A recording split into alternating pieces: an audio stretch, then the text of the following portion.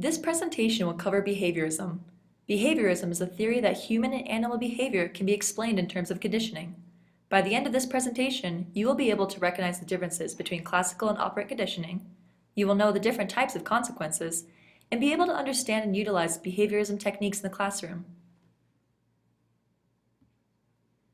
Have you ever started salivating at the thought of a juicy steak? Or does your shoulder become sore when you hear the word shot? If this happens to you like it happens to most people, then you have been classically conditioned. Classical conditioning is the association of automatic responses with new stimuli.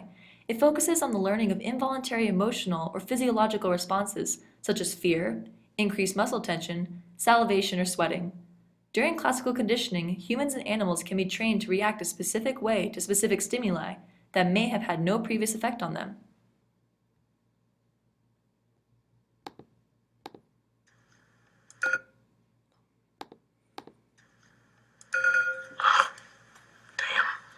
File.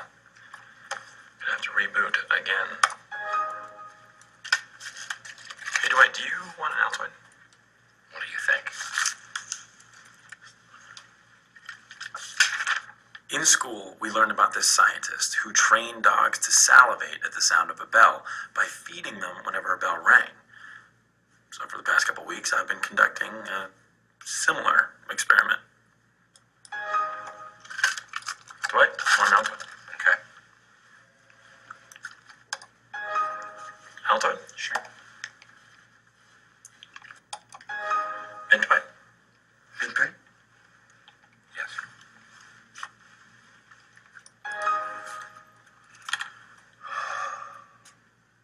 What are you doing? What? I don't know. Well, my mouth tastes so bad all of a sudden.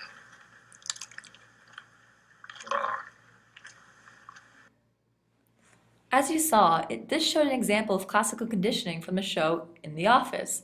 Jim trained Dwight to associate taking an Altoid every time he heard the computer bing. The conditioned stimulus was the computer bing, and the conditioned response was craving an Altoid.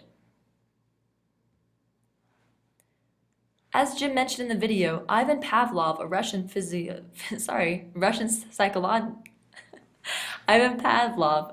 psychologist, discovered classical conditioning in the 1920s by training dogs to salivate in response to the ring of a bell. The food was the unconditioned stimulus because dogs inherently wanted food. Salivation, in turn, was the unconditioned response because dogs inherently salivate at the sight of food. However, after training the dogs, the ring of the bell had become the conditioned stimulus, while salivating after the sound became the conditioned response. Operant conditioning is the learning in which voluntary behavior is strengthened or weakened by consequences or antecedents. Operant conditioning is being able to explain the learning from the behavioral perspective. The first person to think about this concept was B.F. Skinner. He started with the thought that people actively operate in their environments because not all behaviors come to us naturally. Behavior is similar to a response or action someone has, depending on the situation.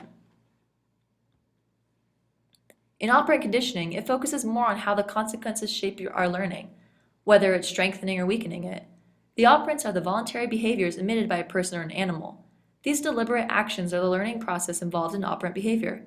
The antecedents, the events that follow an action or behavior, provide information about which behaviors will lead to positive consequences and which will lead to unpleasant ones.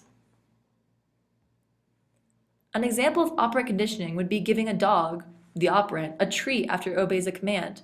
The treats serve as a reinforcer to the dog's behavior and increases the frequency of its behavior. In operant conditioning, there are two types of consequences, including positive reinforcement, negative reinforcement, presentation punishment, and removal punishment. Positive reinforcement is strengthening a behavior by presenting a wanted stimulus after the behavior. Then there's negative reinforcement, which strengthens behaviors by removing an unwanted stimulus when a behavior occurs. Presentation punishment tries to decrease a behavior from happening again by presenting an unwanted stimulus following the stimulus. This is also called type 1 punishment.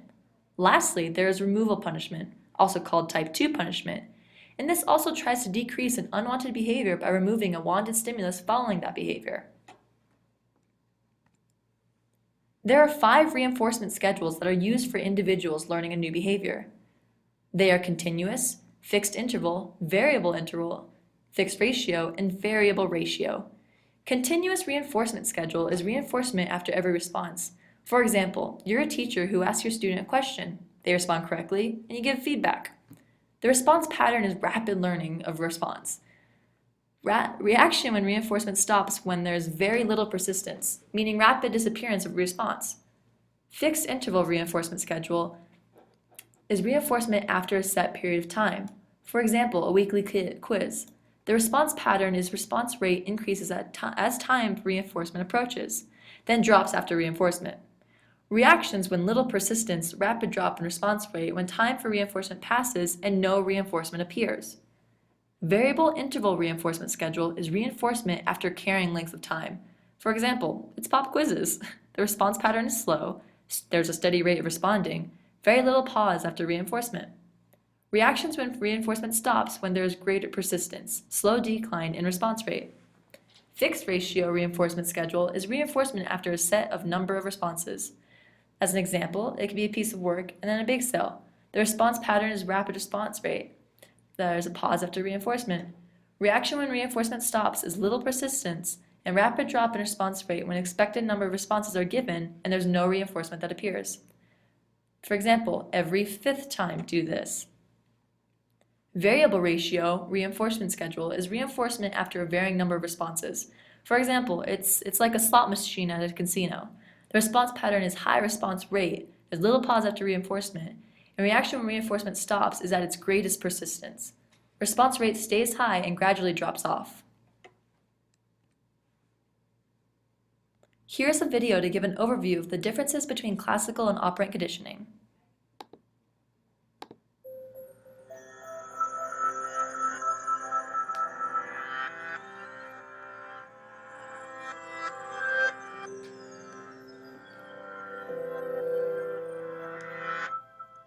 When we think about learning, we often picture students in a classroom or lecture hall, books open on their desk, listening intently to a teacher or professor in the front of the room.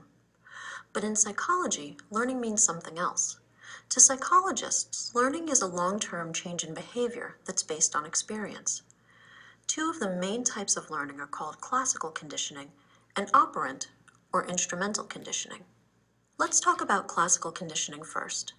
In the 1890s, a Russian physiologist named Ivan Pavlov did some really famous experiments on dogs. He showed dogs some food and rang a bell at the same time. After a while, the dogs would associate the bell with the food. They would learn that when they heard the bell, they would get fed. Eventually, just ringing the bell made the dogs salivate. They learned to expect food at the sound of a bell. You see, under normal conditions, the sight and smell of food causes a dog to salivate. We call the food an unconditioned stimulus, and we call salivation an unconditioned response. Nobody trains a dog to salivate over some steak. However, when we pair an unconditioned stimulus like food with something that was previously neutral, like the sound of a bell, that neutral stimulus becomes a conditioned stimulus. And so classical conditioning was discovered. We see how this works with animals, but how does it work with humans? In exactly the same way. Let's say that one day you go to the doctor to get a shot. She says, "Don't worry, this won't hurt a bit," and then gives you the most painful shot you've ever had.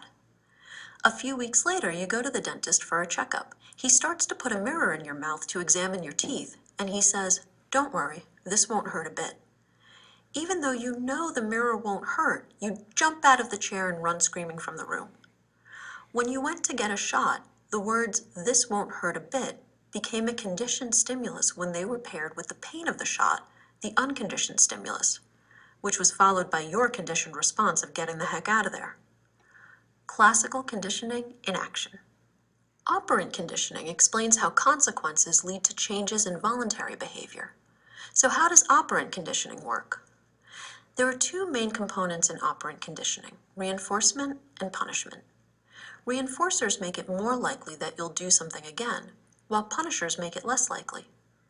Reinforcement and punishment can be positive or negative, but this doesn't mean good and bad.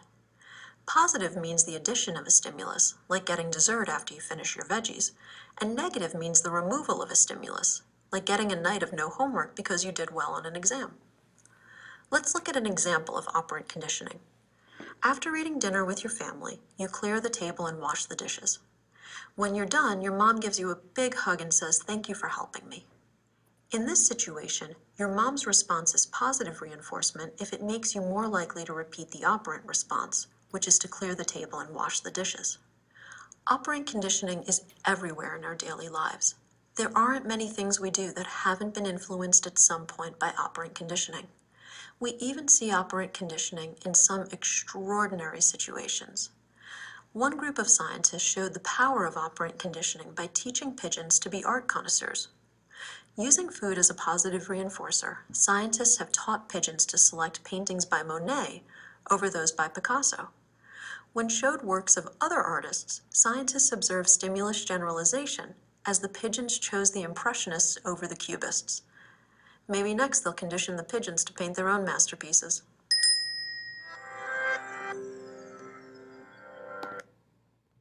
Please take this quiz to see if you have a good understanding of classical conditioning and operant conditioning. The next slide will give the answers. So number 1, who discovered classical conditioning? Number 2, is classical conditioning an involuntary or voluntary response? Number 3, who discovered operant conditioning? Number 4, what are the ABC terms? Number 5, what are the types of consequences? Just remember, there's 4. Number 6, what is an example of variable interval?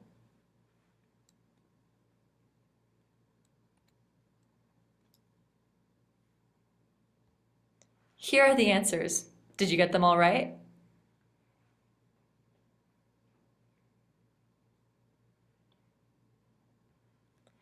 I hope that now you have a better understanding of behaviorism and what it entails.